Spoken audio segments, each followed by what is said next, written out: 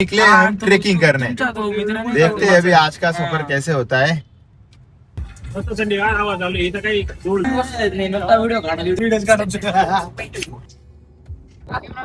चालू नहीं थे। तो अभी हम मार्कंडेय ऋषि चढ़ रहे हैं पर्वत। थोड़ा लेट हो गया बट नज़ारे देखो, जो बादलों में है ना वो पीक पॉइंट, उधर जाना है। तो ये हमारे नामदेव राव एनिमल प्रेमी, वो इनको छोड़ नहीं रहा है। और यहाँ पे हमें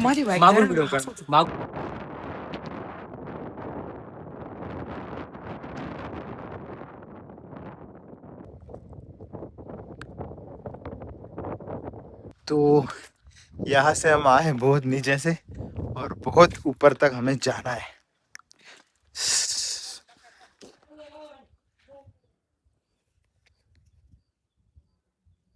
यहाँ से आए हम।